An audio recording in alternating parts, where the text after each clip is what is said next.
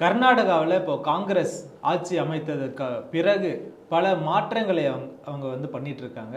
அப்படி அந்த மாற்றங்களின் வரிசையில் இப்போ ஒரு மாற்றம் என்ன அப்படின்னா, அங்கே படிக்கக்கூடிய 10ஆம் வகுப்பு பாடப்பிரிவில் சமூக அறிவியல் பாடத்திட்டத்தில் ஈவி ராவனுடைய பாடத்திட்டத்தை அவங்க வந்து பள்ளி குழந்தைகள் படிக்கணும்னு சொல்லி அதை புதுசாக சேர்க்க இருக்கிறாங்க அந்த கர்நாடகாவினுடைய கல்வித்துறை. இந்த செய்தி எப்படி பார்க்குறீங்க?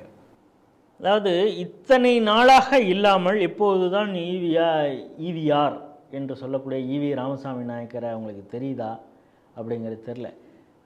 இப்போ சமீப காலமாகவே பாஜக ஆளாத தென் மாநிலங்களில் அது ஒரு செப்பரேட் ஒரு பிரிவினைவாத எண்ணத்தோடு பல விஷயங்களை பேசி வருகிறத நம்ம பார்த்து கொண்டே இருக்கிறோம். முதல்ல தமிழக அரசு ஆரம்பித்தது, நாங்கள் இனிமேல் மத்திய அரசுன்னு சொல்ல மாட்டோம், ஒன்றிய அரசுன்னு சொல்லுவோம். பாடத்திட்டங்களில் இருக்கக்கூடிய எல்லா புத்தகங்களிலும் மத்திய அரசுன்னு எங்கெங்கெல்லாம் இருக்குதோ அதெல்லாம் ஒன்றிய அரசுன்னு சொல்ல போகிறோம் அப்படின்னு சொன்னதை பார்க்குறோம். சட்டசபையில் ஆளுநர் உரையிலே பன்வாரிலால் புரோஹித் அவர்கள் இருக்கும் பொழுதே கடைசியில் ஜெய்ஹிந்துங்கிறதையே அவங்க எடுத்த அந்த விஷயத்தெல்லாம் பார்க்குறோம். தொடர்ச்சியாக இப்போ சமீபத்தில் ராஜா பேசுனது கூட அவங்களுக்கு தெரியும், இந்தியா வந்து பிரிஞ்சிரும் அப்படின்னு அவர் பேசிய பிரிவினைவாத அந்த எண்ணத்தையும் நீங்கள் பார்த்திருப்பீர்கள்.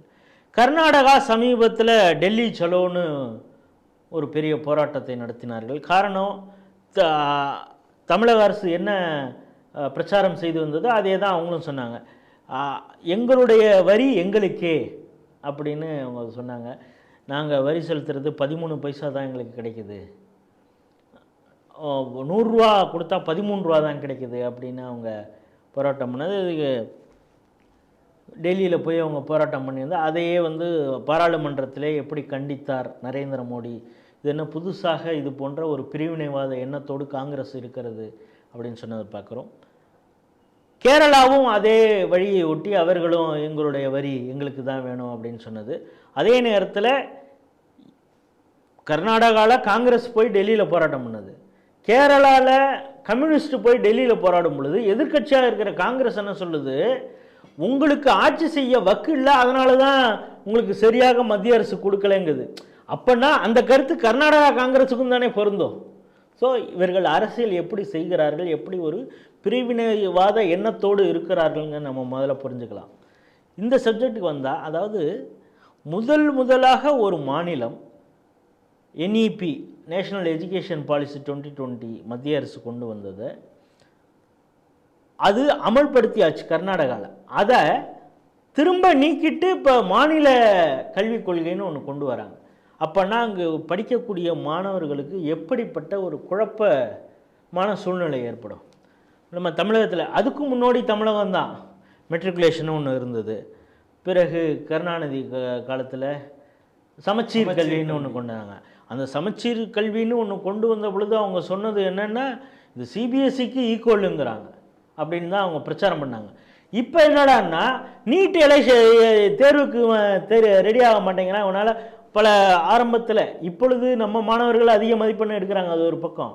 நீட் தேர்வுக்கு அரசு பள்ளி மாணவர்களால் பார்ட்டிசிபேட் பண்ண முடியல. காரணம், அதில் சிபிஎஸ்சியில் வர கேள்வி தான் அதில் கேட்குறாங்க. ஏண்டா, நீ தான் சொன்ன சமச்சீர் கல்வி அட்பாரத்து சிபிஎஸ்சி, அதையும் தாண்டி அப்படியெல்லாம் பேசிட்டு இப்போ ஏன் அவனால் கோப்பப் பண்ண முடியல அப்படின்னு கேள்வி கேட்டால், நீட்டின் மூலம் எங்களுடைய கனவுகளை, அனிதாவின் கனவுகளை வந்து சிதைக்கிறது அப்படின்னு ஒரு டயலாக் மட்டும் இங்கே பேசுகிறத பார்க்குறோம்.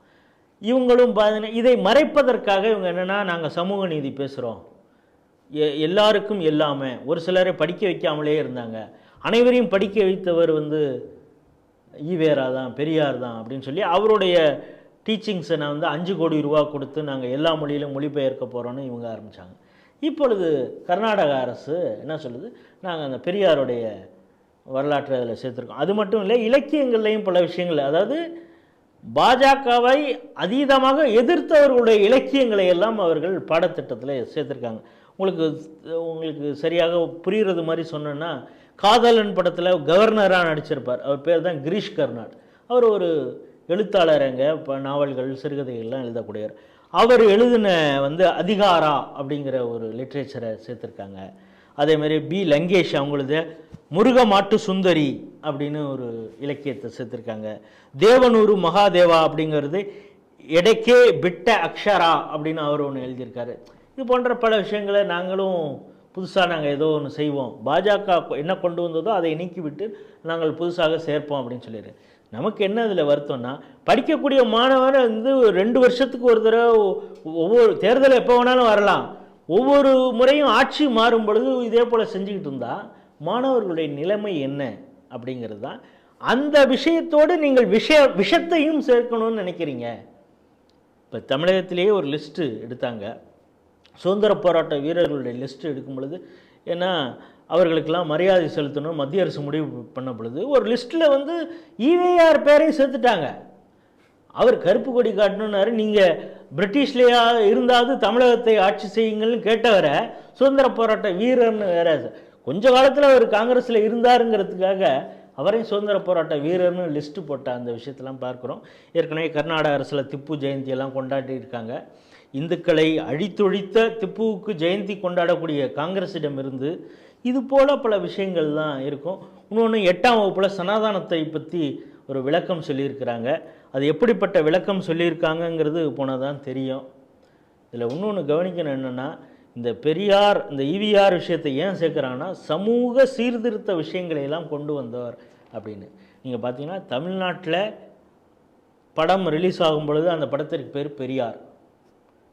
ஆனால் கர்நாடகாவில் தெலுங்கில் ரிலீஸ் ஆகும் பொழுது அந்த படத்திற்கு பெயர் ஈவி ராமசாமி நாயக்கர். ஏன்னா அவங்களுக்கு பெரியார்னா யாருன்னே தெரியாது. இப்படி ஜாதி பெயரோடு தாங்கி இருக்கிறார். அவங்க தான் சமூக சீர்திருத்தத்திற்கு காரணம் என்று இவர்கள் இப்பொழுதும் உருட்டிக்கிட்டு இருக்காங்க.